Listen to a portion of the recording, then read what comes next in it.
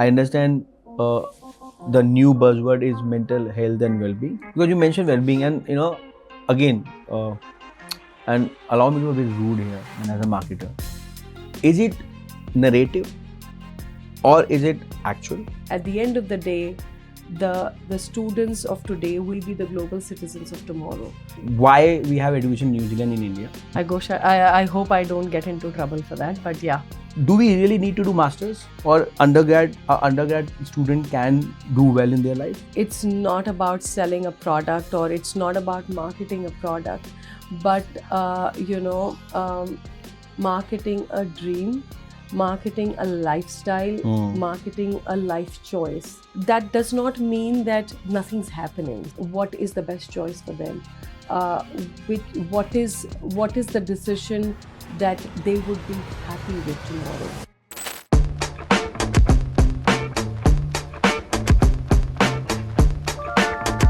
Hey, good evening, good morning, good afternoon, good night, whichever time you are watching it. So it need to be good, and I hope everyone's doing great. We're already in Feb, almost 1.5 months of this year 2025, which seems to be a very, very, very interesting year in all aspects, with all the AI coming in, with all, within a day, 500 billion can wipe out, with so much policies coming in our ecosystem, in our sector.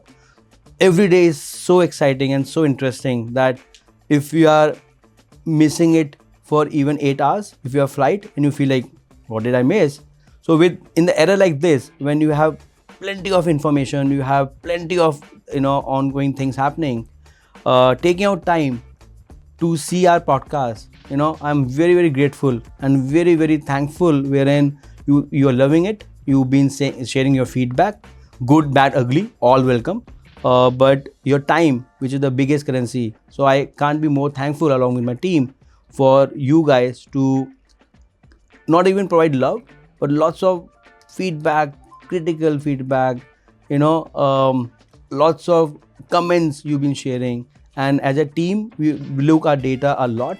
As a team, we go through our audience profile, but it's very, very encouraging to see as young as 12 years girl watching this podcast, and as senior as 70 years, 75 years people watching it, and all across, whether it's students, parents, educators, and all that love is also helping us improve and getting best of the best stakeholders of the ecosystem, which I call higher education ecosystem. So without ado, I'll try to invite, and I try to do her introduction, which I generally avoid, because all the people coming on podcast, they are definitely so established that I feel a bit scared to say things in the introduction which might get offended. But I get so much of love and so much of respect, wherein even if I go haywire, they don't mind. I'm taking the liberty, and I introduce none other than Miss Jugnu Roy, who is the Director of Engagement for Education New Zealand, covering East Asia as well as India. Ma'am, how are you? Hi, kia ora. Thank you so much for inviting me. It's a real pleasure to be here. Thank you so much. Should I call you ma'am, Jugnu, Miss Roy? You can call me Jugnu. Jugnu is good? Yeah, Jugnu is good. Where this name came from? What does that mean? Because we have audience all across. So, okay. What does Jugnu means? Jugnu means firefly. And it's always a story that I have to start with always wherever I meet people for the first time.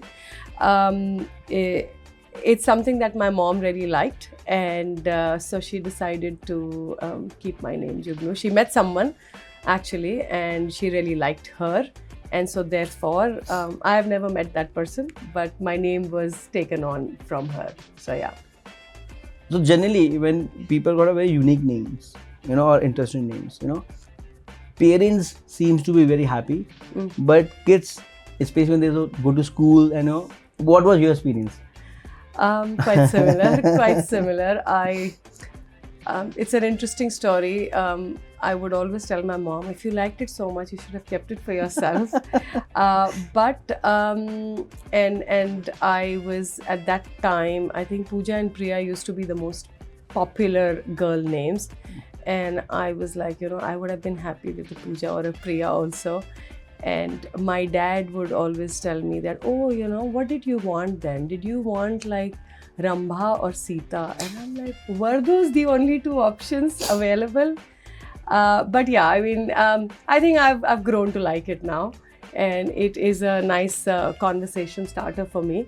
So yeah, maybe I should have like a nice story anecdote that I should put together each time I meet people and they ask me. So yeah, and it's really interesting because I work for Education New Zealand and I interact with a lot of Kiwis, and for them. The way they pronounce my name is Jugnu, so Jug, and then they add the Nu. I tried to correct them initially, and now I just go with it. Like, yeah, it's Jugnu. So you have not become Miss J yet. Not yet. Yeah. Not So yet. why I'm asking, because I've gone through the same journey, and most of the people who are in the same ecosystem, purposely, and also, it was very organic. We kept our daughter's name Faith. Okay, With the that's same thought. interesting. That was one of the reasons that, Saurabh have become Saurabh, whatnot, Yeah. right? But at least, and we are in the era of internationalization, Yeah. wherein, or I would say globalization, wherein we don't, I mean, the word is hostel, and whether for undergrad or postgrad, or to work, or after marriage, or for a startup, people is traveling like left and center, So probably that was the reason we kept Faith, and of course me and Bhavna are spiritual, so we just loved the name, Nice. But coming back to you and your childhood, you mentioned about your family talking about names like Sita and Rambas and Poojan and Priya. Tell me more about your background, your childhood, So I have always been a Delhi girl. I've studied, my entire education has been in Delhi, pretty much. And then started my work career as well in Delhi. Started off with American Express. So that was a typical corporate job. And once you're out of your MBA college, you really enjoy it. But then somewhere down the line, I felt like I wasn't making a difference. Maybe I was still already in the Gen Z mindset that I wanted to make a difference in the world. And that's when I changed gears and I got into something extremely different, and which was international education. And when you talk about 20 years back, I don't think there was so much happening, like the kind of conversations that we hear about international education now. It was definitely not that 20 years back. I mean, there were people going abroad to study, but not to the numbers that we see now. So it was a very, very interesting move. And I joined British Council at that point in time. I know my family had said that, this is a big decision that you're making. There is no comeback. And when was this? Around what year? This was around, I think, early 2000. So yeah, my family was like, you're moving from the corporate to something very different. So you might not be able to come back to corporates after this, because it's very different, very, very different. And I said, yeah, I think that's a choice I want to make now. And I think I want to get into a profession which brings about some difference into people's lives. And yeah, so that's where this journey began. So a couple of years in British Council and understood really the international education sector. And of course, UK was very well established even then. We did have a large number of students going to the UK. And then New Zealand happened. And I moved to New Zealand. And it's been an amazing journey since. I used to work, when I started off with New Zealand, I used to work for New Zealand Trade and Enterprise, which is sort of the trade arm of the New Zealand government. And I was looking after education and a couple of other sectors. And then 10 years back, Education New Zealand was established, a little over 10 years actually. Education New Zealand was established, and my role moved into Education New Zealand, and since then I've been managing the India office. So yeah, it's been a great journey, and I really enjoy the work that we do. No 2 days are the same. which is what I'm sure you as an entrepreneur would agree is something that keeps you energized, which keeps you going. Yeah, so I think that's very important. I mean, it is not a mundane job, even though people, when they meet me and they're like, oh, you've been with New Zealand for so many years. 20 years. Almost 20 years now. People don't make people who spend 20 years in an organization. Yeah. You don't get that kind even of now, people even anymore. Founders don't stay in their company 20 years. But that's where this comes from, because it is so interesting. It is such a unique work that we do, and the opportunity to do something different every day, to get involved in different projects each season, if you like. Is what keeps you energized. I mean, if I was doing the same stuff every day, maybe I would have been bored and I would be like, okay, it's time to move. But that hasn't happened. And now I just feel very, very passionate about New Zealand, the New Zealand culture, and how, we try and imbibe those values in the work that we do. Very interesting. There are lots of questions on my mind, Gosh. And let me first take through what you have mentioned. So you've been Delhiite, and you did your undergrad, postgrad from Delhi. Yes. You did masters, MBA. Yeah, MBA. Right. Why did you? I mean, you didn't go abroad, or probably, you were not aware, or probably, during that time, of course, it wasn't very popular.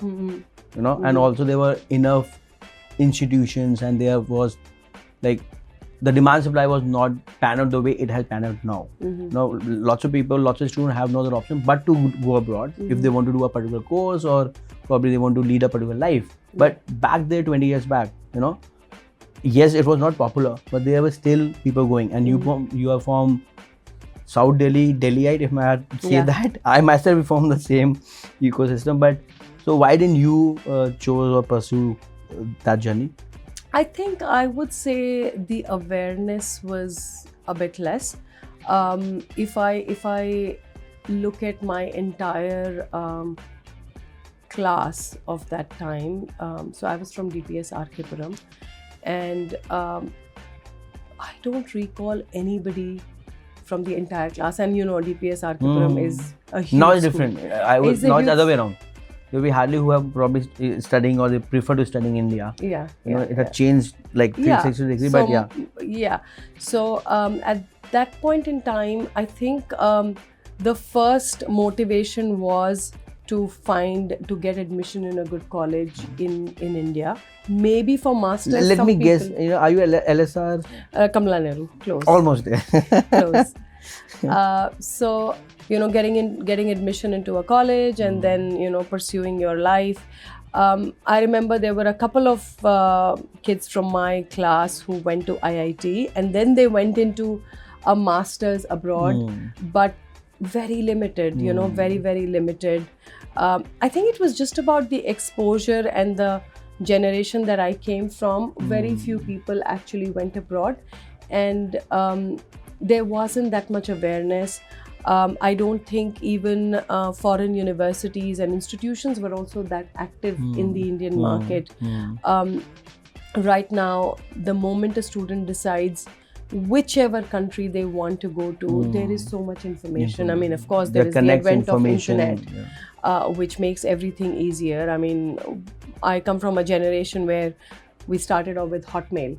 As the first. In fact, I was watching Sabir Bhatia's podcast with Raj, and I've gone through the full journey. And I asked, so Raj is a good friend, right? But if you can connect me with Sabir, because it was very intriguing that how he started a Hotmail, and we thought it must be hi-fi tech, but it was just a web page where he routed. And that became a 400 million idea which he sold. But back to your story. So I mean, so I guess the exposure was not that much, And before I realized I had finished my education and I was in a job, yes, I mean, if I look back now, I could have taken a break and maybe pursued another master's or something, which I didn't do. But I did do a couple of short courses here and there. So I made sure that I remain on top of that game and remain relevant to the stuff that we do. So yeah. So you studied masters, Yes. and what did you study? Finance, So I've done marketing? I've always been a marketing person. I absolutely love marketing, and so which is great, because the kind of job that I do or have been involved in, it is about marketing, but it's very different. Yeah. So it's not about selling a product or it's not about marketing a product, but marketing a dream, marketing a lifestyle, marketing a life choice, and which is where it is very different. And it's not sales. It's really not sales. Yeah, It's absolutely. it's very, very different, and which is what keeps me excited every single day, because we get involved with young students, young adults who are making the biggest decisions of their lives, and how we can influence them. Influence might not be the right word, but make them aware so that they make the right choice, because every country or every institution, every university is very different, and the kind of student that goes to each institution is different, each country is different, and so therefore it's very important for a student to make that right choice. What is the best choice for them? What is the decision that they would be happy with tomorrow? So I think that's because, I mean, when you're dealing with young generation of today, they are also very anxious Informed. and Anxious? plus informed, plus restless. So they Instant. also, yeah, We are Instagram, right? absolutely. So the decisions have to be made quickly, but when you're making those quick decisions, you need to make informed decisions as well. So I think it's really important to get your information out in the right manner, so that they fulfill their dreams correctly. So I have 2-3 questions, but I want to continue with this. So as a brand New Zealand, right, or Education New Zealand, and wherein would love to understand what are your rules and your, like, why we have Education New Zealand in India, which you've been heading, and then what is the structure to your team and what all you do. And parallelly, I have a question, probably you can answer later or now. You have done your masters, right, and you have done your undergrad, and you've been in this ecosystem into education, higher education for a while. Do we really need to do masters, or undergrad student can do well in their life, or they need to do masters to do exceptionally well? That is the one question which you can answer now, you can answer later, because the audience we are talking to, either they're students or parents, or even education partner, would like to understand how they evolve. If a student comes to them, and now students are, as you mentioned, anxious, they are informed, they have internet, they probably have more information than a counselor sitting across table. But of course, those counselors have processes, technicalities, and experiences and connects. So a student who is, let's say, either is just getting out of school, or someone who have done their undergrad, and now they are at the crossroad, whether they do post undergrad, or if they're done their undergrad, they do postgrad, or probably do some work and then pursue. So these are like interlinked questions. Okay. Right? If you would like to give it a shot. Okay, so I'll take it step by step. So firstly, Education New Zealand. So our organization. You surely a brand. You are surely a marketer. You're like, this is my chance to talk about my brand. Go ahead. Okay, so our organization, Education New Zealand, Manapau Kiteau, which is our indigenous name as well. How we spell it? Manapau Kiteau. Yeah. M-A. I'll give you my card Yeah, and you can get the spelling. No, I have read. In fact, very funny, very, very. I'm sorry I shouldn't be saying it. So when I read this for the first time, like, oh, this seems like what we have in North Delhi. that Majnu ka Tela type. I'm like, and then I'm like, there must be something else, and then I got to know more about it. But so yeah, it is the in the indigenous language. So all of our stuff is in English as well as in Māori. So so our organization is basically a crown entity of the New Zealand government, and we are responsible for the international education piece of the Ministry of Education, if you like, or the wider education purpose. So we've got a couple of offices across the world, and our role is to support our education sector, which includes high schools, English language schools, edtech companies, universities. We also have institutes of technology, which are mainly like vocational colleges, and also some private training establishments which offer specialized courses in F&B or IT, business, also aviation, so like the commercial pilot licenses, etc. So they're pretty famous, no? Yes, Yeah. so our CPLs are pretty famous actually. So this is like the whole gamut of the kind of institutions or the education sector that we support. And so our role is to promote them in offshore destinations and create a visibility or branding for them. Of course, student recruitment is a key part of it. So encourage more international students to choose New Zealand as their higher education or tertiary education destination.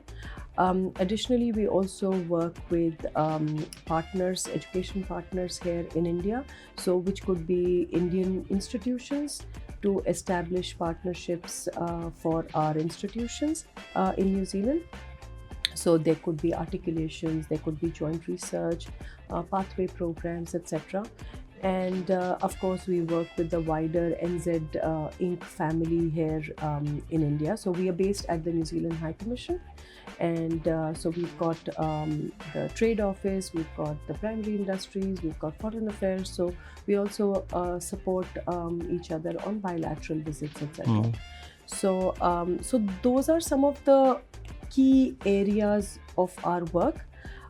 We work with a range of stakeholders in country. So it would be Indian institutions in terms of partnerships, etc. We also work with education agents or education partners who basically work with students and parents in terms of the recruitment process. So we ensure that they are regularly trained and they have all of the information that they need. So we work quite closely with them on various projects. And we work with local media partners to make them more aware of New Zealand education, so that whatever queries they have about New Zealand education, we can answer them in some shape or form. So, अगर किसी को New Zealand का visa चाहिए, so they should come to you. Sorry if I've been, So that is something which is managed by Immigration New Zealand. So we are Education New Zealand. We also have Immigration New Zealand, who's responsible for student visas. So all of the visas are managed out of our offices in New Zealand. So some of the education agents are trained quite well to help students apply for their visas. So yeah, so that's how the whole process works. And we typically tell them that you need to apply at least 4 to 8 months in advance. 8 months? Sorry, 4 to 8 weeks. Okay, yeah, that's what, because I know that in country like US, the earlier you apply. Yeah, it's always better because when it's peak season, so we have 2 main intakes. One is in February and the other is in July. So those are our 2 main intakes.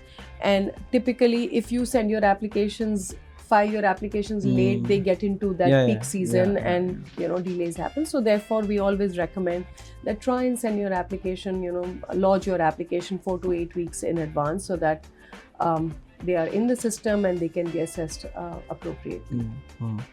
And there's a second question, but probably I take it later. I remember about I understand that when I'm dealing with directors of Education New Zealand, there are a few things probably would like to avoid or dodge. But I people say that I'm very very on the face, But see, my intent is very clear that anyone who's listening to this podcast, they should get to learn new thing, new destination, and also a journey of someone who been in the ecosystem for 10 years, 20 years, 30 years, and reach the peak of their ecosystem, right? Sure. Or their state or their organization, right? Sure. So going back to, you mentioned there are 2 offices, so one in Delhi, and where is the other? In terms of, we have a high commission in Delhi and we have a consulate in Mumbai, but the Education New Zealand team sits out of the Delhi office only. So Mumbai, we have the trade office and the tourism office at the moment. So that's the India office. India office is based out of But you Delhi. guys are taking care not only India. So we have a regional responsibility, but I have my regional director based out of Singapore. So we have an office in Singapore and we have offices all across the Southeast Asia market. And so, yeah, as I said, like Education New Zealand's got a couple of offices across Asia and in Europe, North America and South America at the moment. So how big is Education New Zealand in terms of, like, I mean, we've been doing a report on New Zealand, so I mean, I'm aware of a few things, but and not that I aware everything, so for our audience and also for myself, I would love to know more about New Zealand in terms of quality, quantity, like more about New Zealand education systems, Okay. Because I will not get opportunity to learn from the the horse itself, right? So if you want to go deeper into how is New Zealand education system is comprised of, they are probably 9 to 10 really good universities. Of We course, have only 8 universities. 8 universities, yeah. See, if you talk about Feb and July, so it's very Australia kind of Yes. ecosystem, or I would say processes. Southern Hemisphere. Yeah. If you can go more deep into New Zealand, to someone like me who have a very pseudo understanding. Okay. So as I said, we have only 8 universities. So from an India perspective, India is primarily a tertiary education market. So students typically go post their class 12 in India and to pursue their bachelor's or master's, postgraduate qualifications or undergraduate qualifications. So typically we've got universities, 8 universities. All of them are government funded, and all of them feature in the top 2% of the QS rankings. So really huge emphasis on research. Then we have the institutes of technology. We've been through a bit of a change within that sector, but they are also government funded. So we had about 16 institutes of technology, but right now they're just going through a bit of a change. So I don't know what the number is going to be. But typically, we had 16 institutes of technology focused a bit more on vocational and hands-on qualification. They also offer degree programs, and some of them also offer master's level programs, and they're all government funded. And then we have the private training establishments, which includes your flight training schools offering the commercial pilot license. Interestingly, most of our students who take a CPL from New Zealand, they finish up their flying hours quite quickly, and also they manage to get their the conversion process through the DGCA quite quickly. So it's been one of the area where our students have been very, very successful. They finish their course much faster than some of the other countries. I think our qualifications are very well tuned, very, very hands-on for students to get good number of flying hours quickly. And even the theory part of it is very well tuned, so that if they go to another country and are applying for a conversion, they manage to get that quickly. And also the New Zealand terrain gives them a good access for learning. It is kind of mountainous, it's not easy, a little bit. So in fact, a personal story that I'll share. So Wellington is also called Windy Wellington. It's a very, very windy city. And I've always had flights where the plane's shaking a little bit, but we managed to get in easy. And there was one time when I was flying into Wellington and the flight was really shaky. It was really scary. And in my mind, I was like, oh my God, I don't think I'm gonna go back home. But there was this girl sitting next to me, and her brother was a pilot on Air New Zealand. And she was sitting really calmly, and she said, you know what, they always put the best pilots on Wellington. Because it's a interesting sort of runway. I was like, okay. And she said, yeah, today was going to be a little rough, but don't worry, you'll be fine. And I'm like, yeah, fine. And yeah, I mean, we eventually landed. It was really shaky, but everyone was sitting comfortably. And when we landed, everyone clapped. And not for a minute anyone had any doubts about the pilot or the landing or anything. And it just brought about that thing that okay, you know, what we promote about the commercial That's true. pilot license is really in place. You know, they train the pilots so well that in a situation where we are in, they land so comfortably. So yeah, that just reiterated and helped me reinforce that, yes, I think what we are promoting, I can put hand on heart and say that, yeah, we are promoting the right course to the right students. It gives so much of comfort because I understand where you're coming as a marketer. You know, at least I'm one of those. If I'm using this iPad, you know, I will go gaga about, you know, these are the best. Not because I have a best interest, because I'm using it. And I'm one of those who are curious to get, you know, Yeah. I mean, I do my research and, you know, and if I use something and I really like it, I go gaga about, you know, my team says I'm a perfect ICP for a marketer. You know, I'm that ideal profile wherein, because if I use something, you know, and it's good, you know, then I don't need those incentives and those discounts and XYZ to promote it. You know, I can relate that, you know. Yeah. Are you also one of those? If you see a great movie.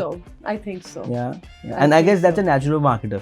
You know, so anyone who's talking about being want to be a marketer or into marketing, you know, if you can be authentic and genuine, and I understand. I mean, I see this as a very fortunate, because when you are selling something where you don't need to sell because the quality is good, and also will you send your kids to New Zealand to study? Absolutely. But again, And I not to mean, US it's or- a decision. It's a decision that they make at the end of the day. But I definitely feel it is a destination which helps students thrive. Because see, when you go abroad to study, education is one part of it. Right. And again, as I said, all of our universities feature in the top 2%. So high quality of education, high quality of infrastructure, living conditions, all of that. But what's also important when you go abroad is the time that you spend there. So it's not about going to a campus where you end up having just Indian students there. So there is a multicultural environment on our campuses. New Zealand as such is a very, very welcoming country. It is very multicultural also. So people feel at ease. There is a lot of comfort. People want to understand the culture that you come from. So, I mean, Diwali and Holi are very, very widely celebrated in New Zealand. We have a large diaspora of people of Indian origin or Indian ethnicity. So it's quite easy for students, if they're homesick, to find Indian food or Indian groceries and all of that. So that's definitely there. But also, it is your time to make friends from across the world. These are the people who will be your, group of friends in the future. I mean, at the end of the day, the students of today will be the global citizens of tomorrow. Totally. And the idea of an international education and what we really thrive on in New Zealand is the concept of Manaaki Tonga and Kaitiaki Tonga, which is about guardianship for tomorrow, of love and care, welcoming people into our homes. So that is something that is really truly the value that New Zealand prescribes. And so therefore it's really important that these students also experience that. yes, classroom and studying at a university or at an institution is very important, but also, make friends, go and understand other cultures. And most people have watched Lord of the Rings, and you've seen the beautiful locations that New Zealand has. So as a student, you get student discounts. So definitely make the most of it. In New Zealand, you have the mountains, you have the beaches. Like, you drive 2 hours and you are at a mountain area. You drive another 2 hours, you are at a beach. So and every like seasons basically give you an opportunity to experience different type of sports. New Zealand's really famous in sports. Outdoors, Whether it's kayaking or skiing in the mountains, or all sorts of other sports that students can get involved in. So we always tell students that when you're going to New Zealand, yes, studying is extremely important. That is your primary purpose of going there. But also experience New Zealand, experience the culture of New Zealand, experience the landscape of New Zealand, experience what New Zealand has to offer you apart from studies. So do the studies. I mean, I'm no way telling that don't study. That is your primary purpose, but also use your time to make friends from across the world, experience what we have to offer you. Very interesting. I mean, I can totally see that you're in love, you're not doing your work, because you're already in love with New Zealand. So it's your natural extension what you're doing. And I always say it's so fortunate for someone. Like for me, my passion to accommodate students, because that came from my own problem, So I don't see as a work.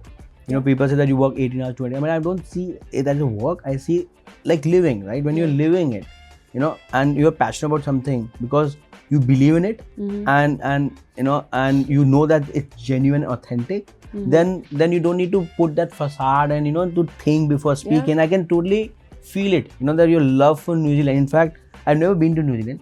Oh my God! It's so It's unfortunate. about time. Yeah, it's about time. It's about time. And my little understanding New Zealand is meeting you before. Doing the research now because of that. Technically, I mean, I can talk 2 hours, about the rankings and whatnot, all credit to my team, But my first impression of New Zealand was, there was a movie, this Kaho Na Pyar Hai, because the other day I was coming from London, there was someone watching that. So somewhere I was watching it because, those are like the movies we have grown up. And I quickly realized that when you were talking, that yes, New Zealand is beautiful. Yes, New Zealand been promoted like it's a very peaceful, harmonious, outdoor, good weather, and last week I was speaking with someone, and I believe in omens, right? Or probably because I'm putting the energies. So I'm talking to you. We are doing this research. So because of that, we're also expanding our supply and accommodation. So I was speaking with one of the guy who was in Ludhiana, from Ludhiana. Now he's been there for 20 years, and I was asking that, okay, what was your journey? And he was also in love about New Zealand, right? Oh wow, that's nice.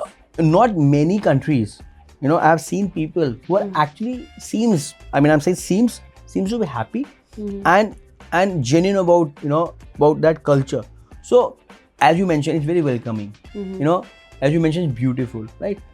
Mostly New Zealand is seen like a country of peace and happiness, and also laid back, right?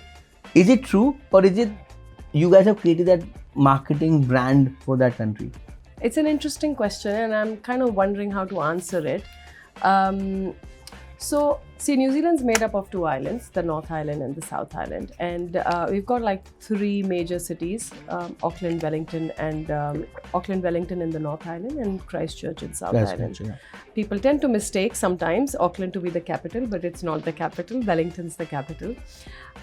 So what happens is that while New Zealand is a very peaceful country, it is one of the safest countries in the world, that does not mean that nothing's happening. So it is still very vibrant. It's got a very vibrant culture. It's got a huge, young community. I don't think as a student, as an 18-year-old, you want to go to a city where there are no pubs and bars and you can't have fun. So you can do all of that. But at the same time, I feel your parents are at ease and at peace that you are in a safe country. So I don't know if you're aware. So New Zealand has very strict biosecurity laws, where you can't carry perishable food items, etc., into the country. Each time I'm going down to New Zealand, I'm like really nervous. Like, No, okay, no did achars, I no put an pickles. apple or something in my bag? So I'm always checking. So which kind of ensures that it remains safe. We're just ensuring that no pests or anything get into the country. I think we really pride ourselves in what we have to offer to people who come into New Zealand, whether it's students or it's tourists. So I think from that perspective, from a parent perspective, it is a very safe destination. Your child is safe, because obviously when as an 18-year-old, first time getting out of your house, going to a country, 10 or 12 hours flying time from your home can be a little daunting, yeah. both for the child as well as the parents. So I think somewhere the culture of being very welcoming and warm welcoming culture, multicultural, the faculty are more like friends. They really look after students, especially international students. There's also so New Zealand was the first country in the world which we have something called the Code of Pastoral Care for international students. So this is something that all of our institutions are signatory to, so which basically safeguards the interest of international students. So What is it called? Code of Pastoral Care for international students.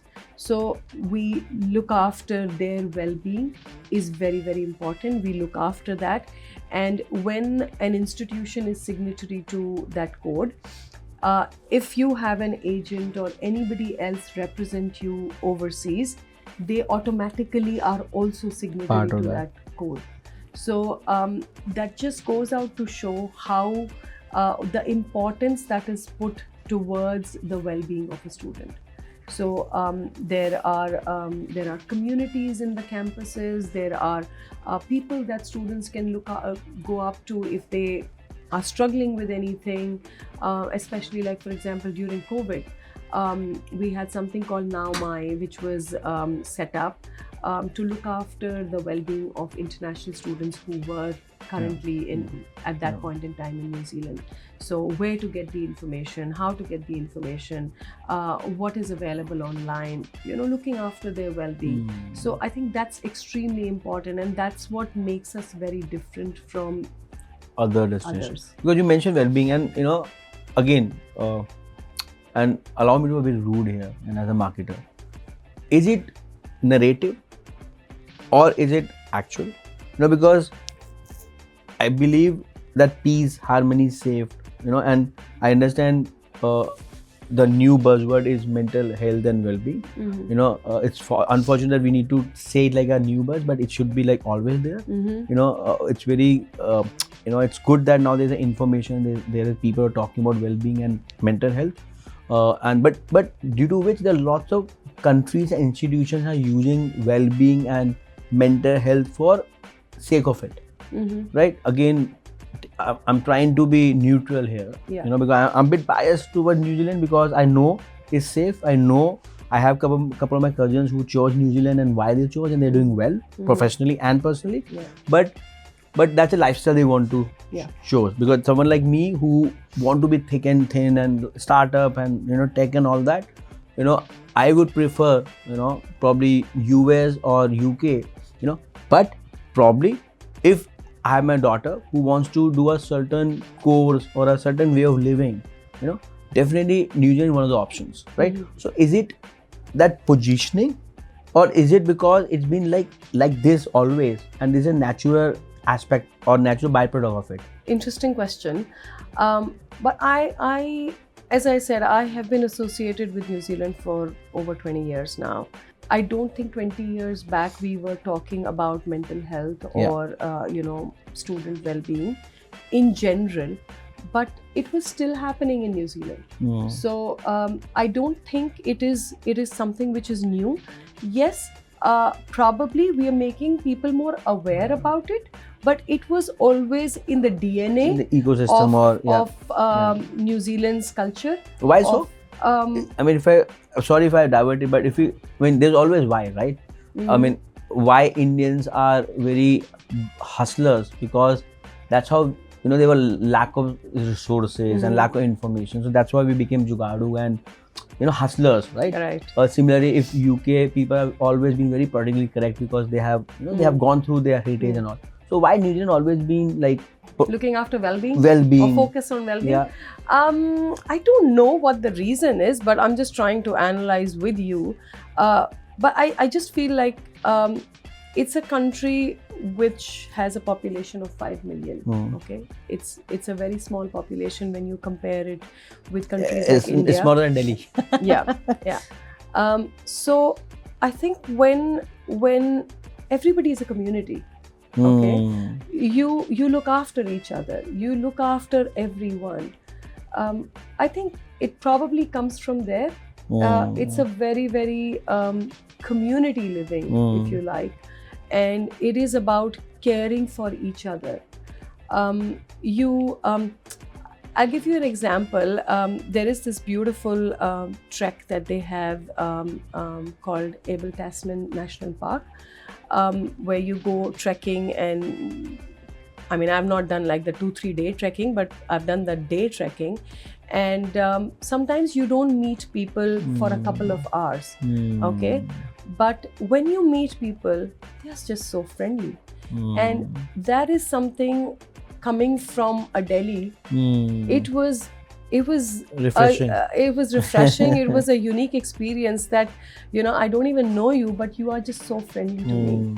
And that's the case everywhere in New Zealand. When you meet people, they're always just so friendly. Right from the time you sit on the Air New Zealand plane, you just see that friendliness coming. And that's what makes it so different from any country in the world. People being friendly, people wanting to help, people being considerate about the other person. Okay, and I'll give you an example. It's a funny one, might not reflect too well on me. When we try and get into an elevator in India, there might be 1 or 2 people standing, and we just go stand next to them, and the moment the elevator opens, you just go in, right? That's how people do in India. And this was a time I spent like more than a week. I was down in New Zealand for a couple of weeks, and I was going to work every day. And so I'm seeing the elevator, and I'm seeing a couple of people standing, and the moment the elevator opened, I go in. Like, this was day 1, and I did that on day 2 as well. And then I realized that something wrong. Something's not right. There were some stairs around. No, and then I realized there is kind of a mental cue that people are following. Whoever has come first will go in first, and so maybe I should not have gone in just like that.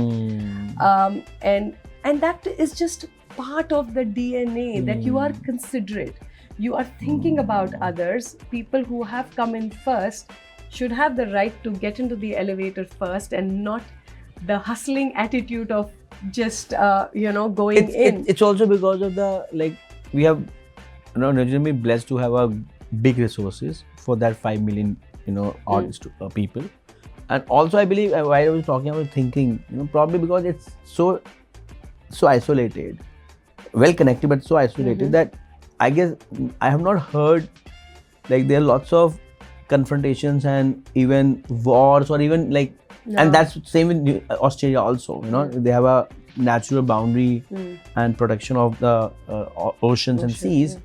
Was it the UK colony? Yes. Yeah. Yes. Apart from that, I don't think there's any other hostile conqueration of that country, and due to which probably people are a bit, and as you mentioned, you have resources, and they are limited people, due to which you need each other, and hence by default it become a natural way of living wherein live and coexist promoted It better. could be possible. I don't know, but I just do feel that there is a very, very strong sense of community. There is a very, very strong sense of looking after each other and caring for each other. So that's something which is definitely what New Zealand stands for. You promote COVID. You talk about COVID, right? How was COVID? So I think New Zealand was quite well protected from COVID. So our borders were closed for a long time. In fact, we were one of the last ones to open the borders. Australia, the way Yes, Australia did. Yeah. Yes, I think we were quite well protected at that point in time. But yes, I mean, obviously students could not come in. There were smaller cohorts of students who were coming in, very, very small, unlike some of the other destinations which were totally open during that time. But again, the idea was to protect the community. But due to which it also got lots of flack, because I mean, if we talk about this ecosystem, the education ecosystems, and then please feel free not to answer. I know you're in a very interesting position, but if you see anything right or wrong, right? If you see from New Zealand point of view and their government and their people point of view, if they can afford to lock down a border for the longest time and protect their people, that's one stance people take. Versus there's a flip side. I remember before COVID, New Zealand was coming and cruising well as a education destination. Then COVID happened. It lost some steam and some momentum. As a education New Zealand and as a destination New Zealand for study, cope with COVID and post-COVID now? So I think again to answer the first part of your comment, I think it just definitely shows the importance that is put on human life and the life of your citizens, that takes precedence over everything else. As regards how we've coped before, pre and post COVID, again, there was never a right or wrong answer. Every country was trying whatever best. Whether you close the border or you don't close the borders, I mean, it was a unique situation that the world was thrown into, and I think we all were just trying to cope. But having said that, I think we were at a pretty good student number base. We were doing some really good work in India and across the world from a New Zealand standpoint. Post-COVID, yes, I mean, to start with, yes, there were a little bit of hiccups, but I think we are back in that space now, and we are seeing an increase in our student numbers, and we are pretty much heading towards, hopefully soon, to the numbers that we were pre-COVID. And you can mention those numbers? Is it publicly aware? So pre-COVID, we were at about it was close to 17 to 18,000 Indian students studying in New Zealand, and we haven't reached there yet. The direction that we are heading we're towards, now like early 20s or like early no, we teens? We are around 12, 13. that figure roughly. If you want, I can send you the exact numbers. They would love to, because as you mentioned in your report, I mean, we're very fortunate to be supported by lots of embassies and stakeholders like British Council, Australia, and probably that's what my team also reached out, because we don't want to come in and report with which our numbers are not verified. Correct. So yeah. Correct. Yeah. So yeah, I mean, and I think we're just moving towards going, hopefully soon, going back to our pre-COVID numbers, which to be honest, I think that was our sweet spot in terms of from an India standpoint. And overall, how many students internationally, if I may ask? So I think we hit a number. So pre-COVID, it was over 100,000. It was about 120,000 roughly pre-COVID, international students. Of total international students. From our perspective, I think what's really important is for us to ensure that all of the students who go down have a good experience. Education is something which you cannot sell through ads and promotions. So It true. is about So true. word of mouth. It's so true. Yeah. So you have a good experience, you will talk non-stop about it. Like you were just saying, if you like the Yeah, iPad, yeah, you will yeah, talk about it. Similarly, if you've had a great experience in terms of your education, in terms of your time as a student in New Zealand, you will talk about it. And we do have a lot of great Kiwi ambassadors in India and across the world who love to talk about it. And given an opportunity, they are happy to engage with us, and whether it's at events or on social media platforms, to talk about their experiences. And a lot of times, you and I can say a lot of things, but the student community believes way more to the conversations that they hear from students like themselves, who have had the same journey, who have had the same apprehensions about choosing a destination, choosing a country, choosing a city, choosing an institution, choosing a course to go and study, and then have a good experience. So good, bad, whatever it is, but have that experience and share that with students. Those are real stories. Yeah. No, absolutely, so true. I mean, as you mentioned, education needs to be experienced. In fact, totally with you, wherein I always keep saying that whether you study in India or abroad, the most important thing is that utilize those time. Just don't stay with Indians. Just don't stay or do something with the herd. In fact, this is your chance to do something which you always want to do, and there are enough destinations, because as someone as us, which is like very neutral, so I mean, we're not doing it to promote New Zealand. We want to do it to get that information from the right person, so that when you're taking a decision, whether you want to go to New Zealand or Australia or Singapore, you have the information, and then you can take an informed decision, So thank you so much for giving,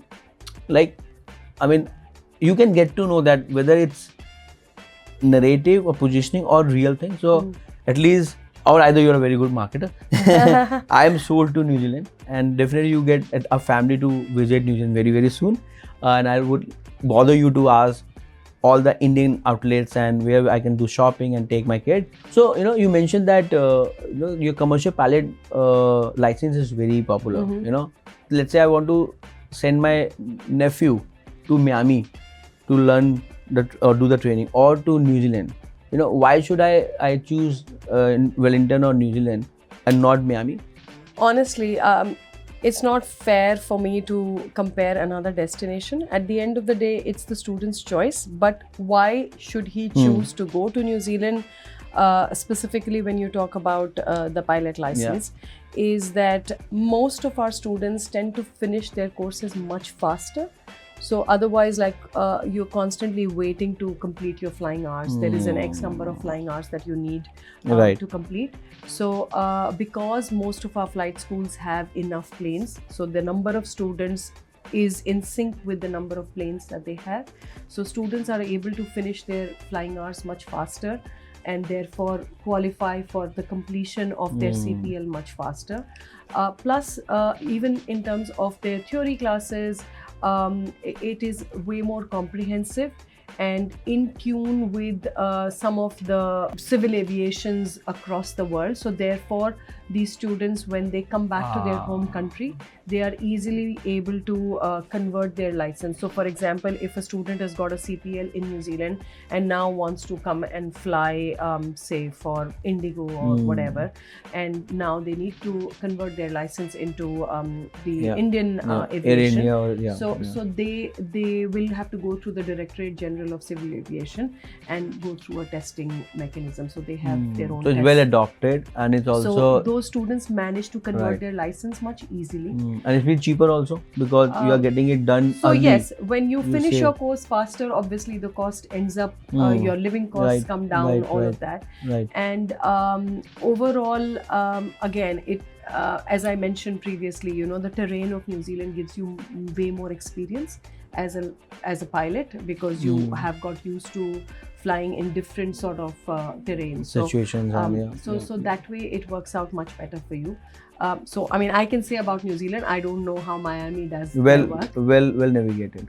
I am talking to a very seasoned, marketer, who will not say wrong thing about others, and I believe that should be the case. It's always about how you position yourself better, or at least give information, then let the audience or client or customer take a call. I asked one question, someone like you who've been into education for 20 years, right? So you probably have been speaking in lots of panels and lots of media been quoting you. Can we talk about your like family, like your kids? Yeah. So how young are they? They're way old. Okay, we are not getting on your age. It's fine. Okay. Sorry, I was not only talking to a very seasoned, established marketer, but also someone who is very particular about, her profile, right? So coming back to it, so New Zealand, is something which we have just started like 2-3 years before, from accommodation side, or from university living side, and we are still learning. Definitely, the situation is not that bad as it's in UK, Australia, or even in other countries, but also it's not very smooth, because the demand is increasing really fast, but the supply is taking time, or accommodation is taking time. Anything you want to add on the accommodation side of it? And if I can ask very direct questions, so there are 8 universities as you mentioned, right? And as per my research, there are like only few thousand beds on campuses, right? And lots of students are looking for off campus. There are lots of students who are probably looking for organized accommodation and unorganized accommodation, right? So any flavor or any color around this aspect? So we have 3 key types of accommodations. So one is, of course, the halls of residence, which is the university given accommodation on campus.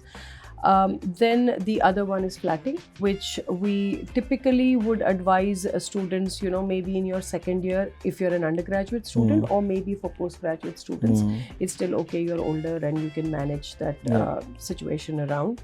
The third option is homestays. That is a really good flavor for international students, because you end up staying with the Kiwi family.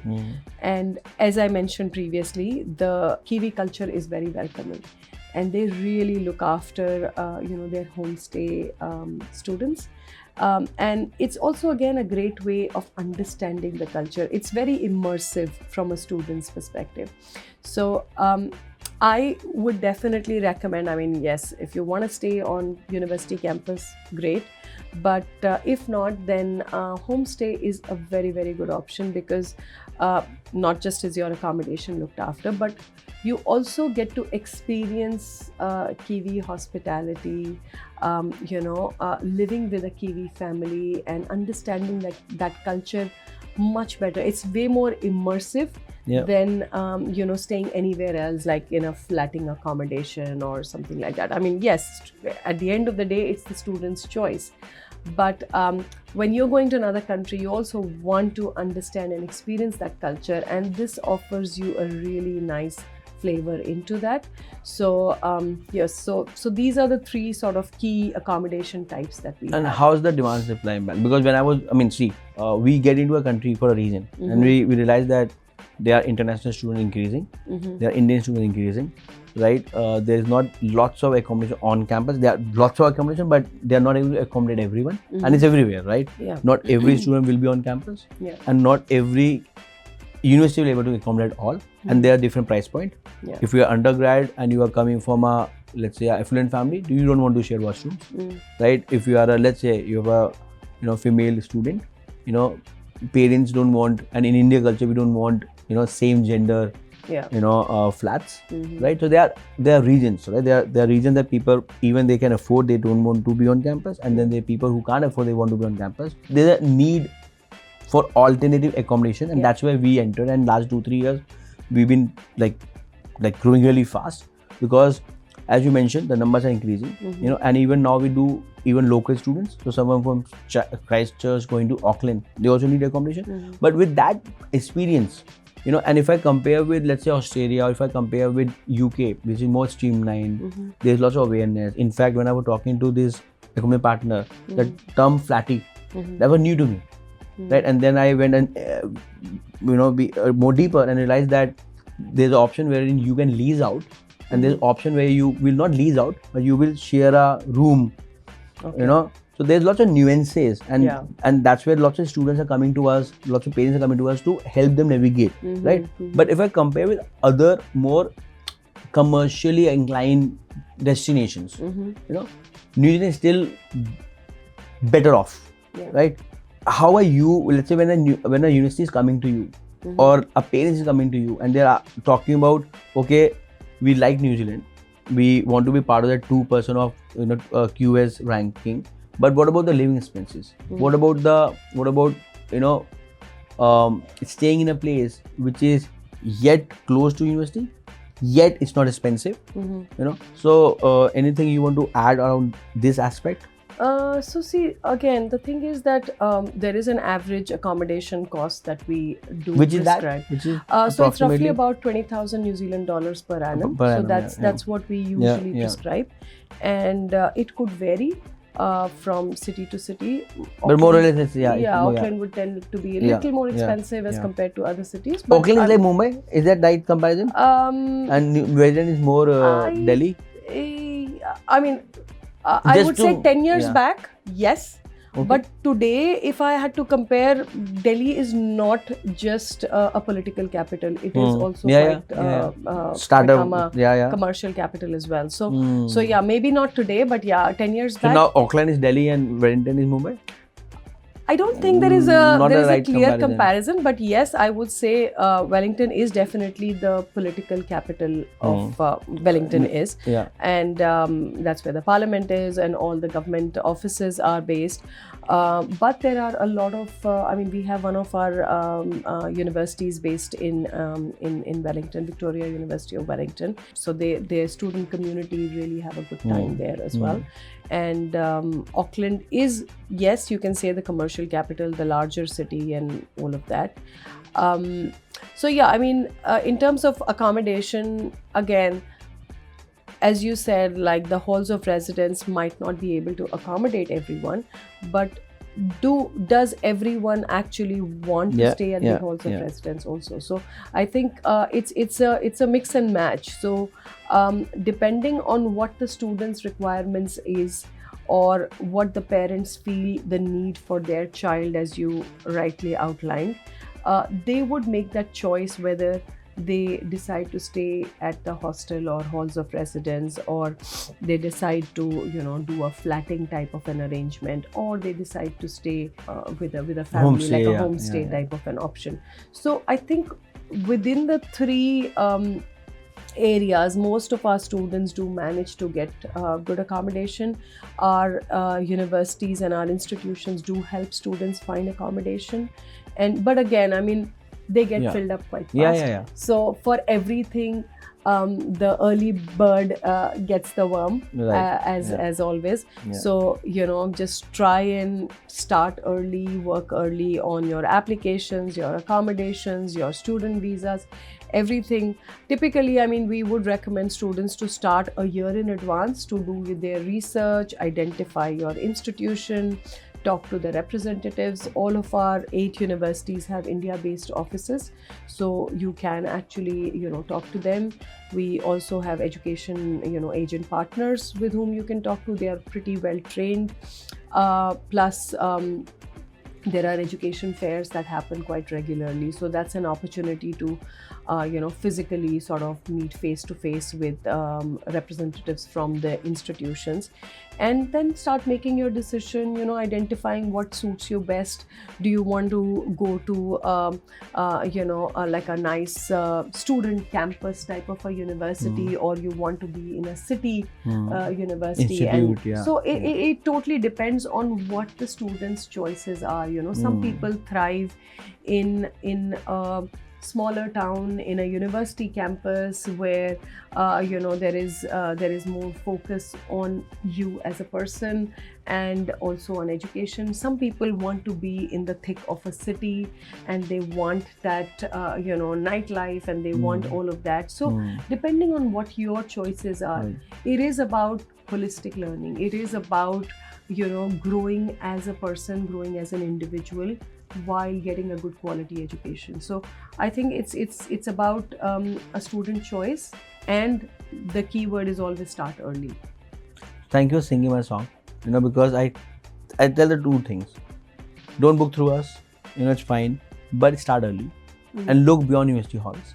Even if you're undergrad, apply to university halls. In fact, if we get any undergrad student, we help them applying to university halls, but tell them that keep a fallback option. So at time you might not get it. At time you might get the same halls or a room type which you are looking. And then looking out later on, not only it's taxing, it's expensive, and also it got limited options. Absolutely. So yeah. Any question you want to ask us or me?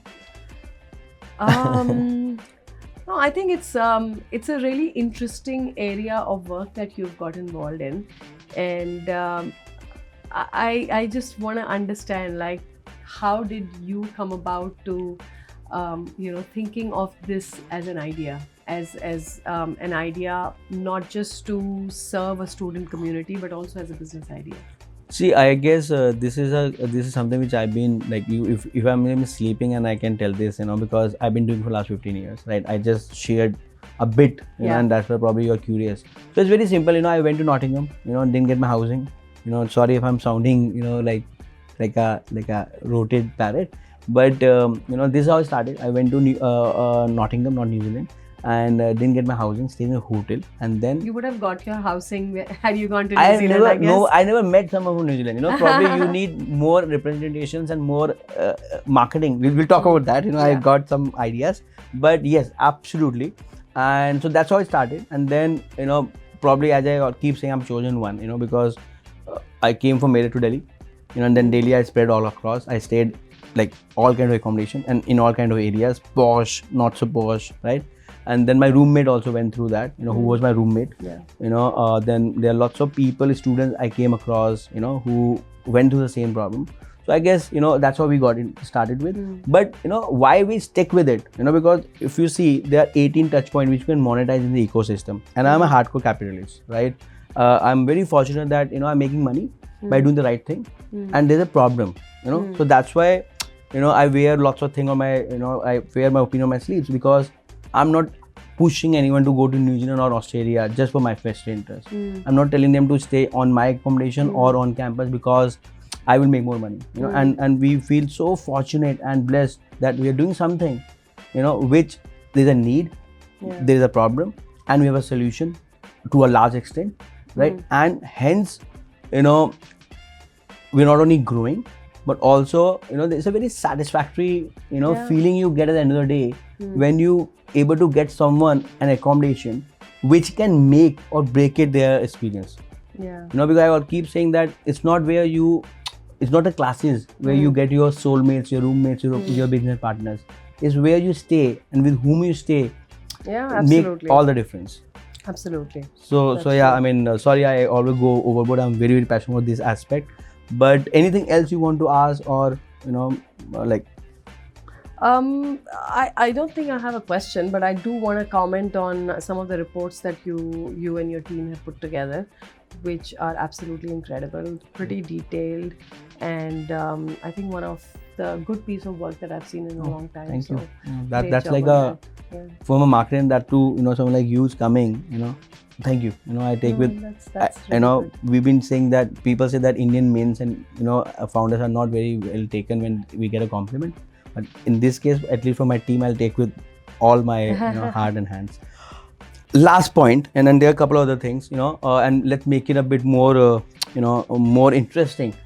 Before I go to that aspect, what is interesting? Because you're talking a lots of point that interesting questions. So I use interesting when I don't know whether it's a good question or bad question, or it's I don't have adjective to explain the feeling. Then I say, it's a very interesting thing. But what do you mean interesting? I think interesting for me is Uh, there was actually, I was at a conference I think a week or 2 weeks back, and there were a lot of panelists who were using the comment interesting question, and somebody from the audience said they literally read out the Wikipedia or some Google answer to when someone says interesting, and it was not very positive. But having said that, I think for me, interesting is a question which gives you a whole breadth of answers that you can give.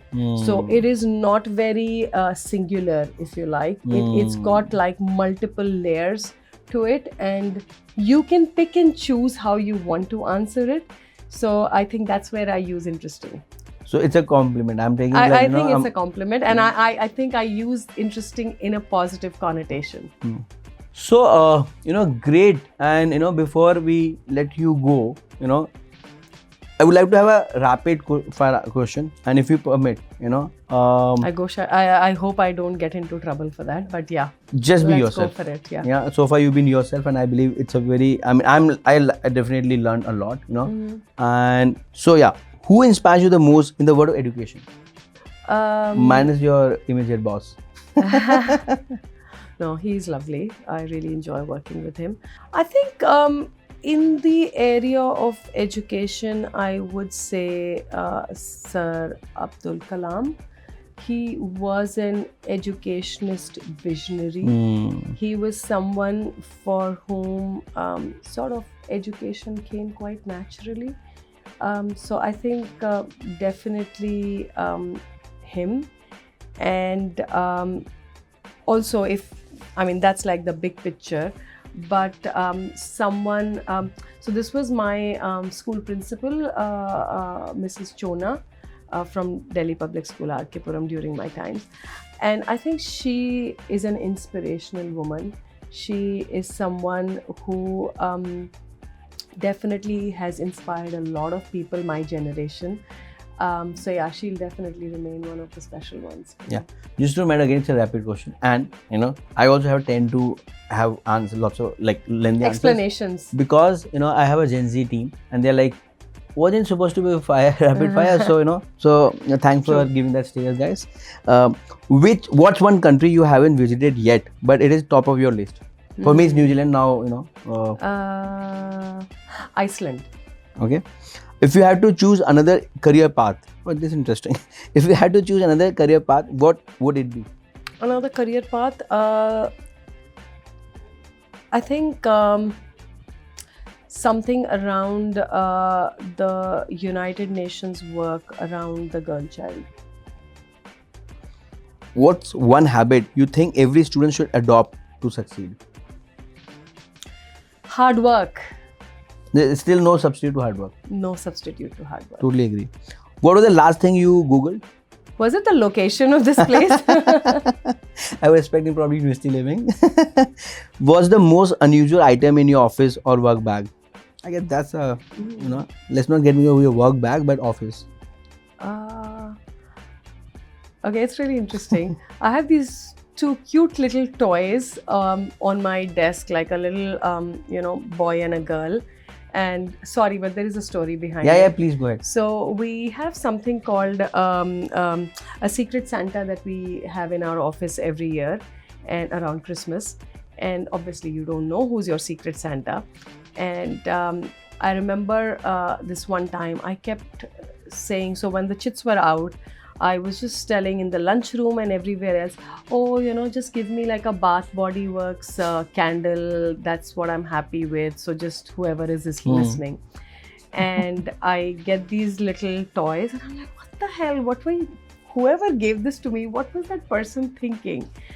And I just kept whining about it for days. And so there is this girl in my office who usually, gives out the chits to everyone. So I was going to her office like every day. I said, you would know who was my secret Santa, because typically she kind of knows. She's like, no, Jugnu, I don't know. This time I really don't know. And I'm like, who would give this to me? Like, what were you thinking? I've been announcing, give me like a candle and this and that. And I think on the third day, this guy in her office who was sitting, And he's like, Jugnu, it was me. And I was like, oh my God, can I just die? Because for the last 3 days, I've been going on and on. Like, what was this person thinking? And since then, those two little toys have been my favorite. And I don't know, it started out of guilt, but I just love them. Nobody can move those. So whenever there's any renovation happening or painting or whatever work, I just like safely keep them and they're back again on my desk. So sorry, that was a long story to a short rapid fire. That's very cute and also very interesting. So are you emotional? Yes and no. Right. I would like to know more about you as a person. Probably over lunch. Yeah. Because I know like you are tight on time. So what's one skill you wish you had more time to develop? I think just understanding the nuances of social media, because that is something I didn't have growing up. So I have learned it over time. A lot of things I ask my children, like how do I do this or how do I do that? So I think understand more and learn more around social media and how it really works. I know a little bit, but that's mainly out of experience and out of working with my team and other people from different agencies. But yeah, I want to know more about it. So that's a rapid fire, Sorry. And the last bit now. What do you think, we at University Living and Education New Zealand can do together, to improve the well-being or to improve or to promote New Zealand? Because I believe New Zealand got lots of potential. I compare New Zealand with Ireland. I can see lots of same policies and like they are going after quality, not quantity, right? Yet they need kind of numbers to make lots of things work. Do you think or you want to talk more about Education New Zealand or New Zealand future, or like what all you've been planning, to make New Zealand even more, more desirable? Use that word. From a New Zealand perspective, our role is to create more awareness for New Zealand, and which we do through social media or other promotional platforms, and also supporting our education agents and partners with the right information and the right skills and regular training so that they impart the correct information. That's one part of it. But also working more closely with Indian partners. I mean, there is a huge emphasis in India on NEP 2020, and how that also opens up doors for foreign players to work closely with Indian providers. So whether it is joint research or it is student exchanges, faculty exchanges, articulations, pathways, I think we want to do more there, which benefits both parties. So it has to be a mutual benefit. So it shouldn't be just for the benefit of New Zealand, but also the Indian partner should gain out of it.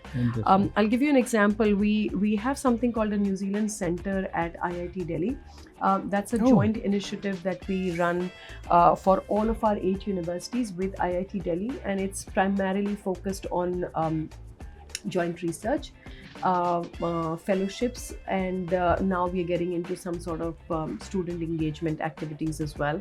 But that really helps us work closely with researchers to look at problems that exist in both countries. So research in the area of medical technology or AI or agri-tech. I mean, New Zealand is really good in agriculture and agriculture technology. So how can we work together? How can we bring the synergies from both countries to develop things which improve the future, which improve the global problems that the world is facing? Climate change, sustainability. I mean, these are real problems. So how can we work together on improving that? So I think that's where we would like to head towards. Very interesting. Yeah. Sorry, you were saying. No, make a difference for the future generations. And I always like to use this quote where we need to leave the earth better than we found it. So I think it is our role as educationists to work towards it, to help create a better environment for our students for tomorrow. That is a very good message, and especially with the audience which are like, young generation and even parents and even educators, I guess I thoroughly enjoyed.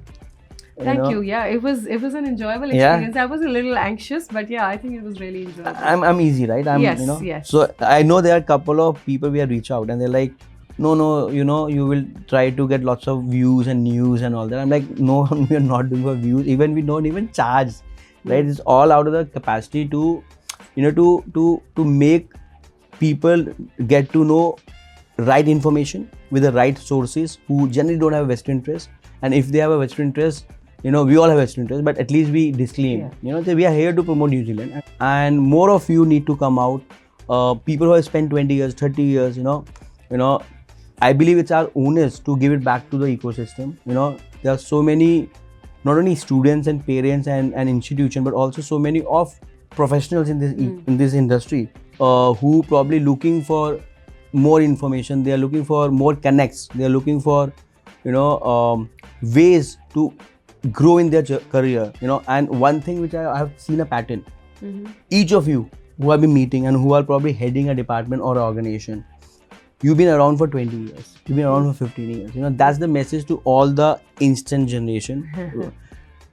Everything can be achievable, but you need to work hard and you need to work smart, but you need to work consistently for a particular organization or a particular skill or a role, and then you can achieve everything.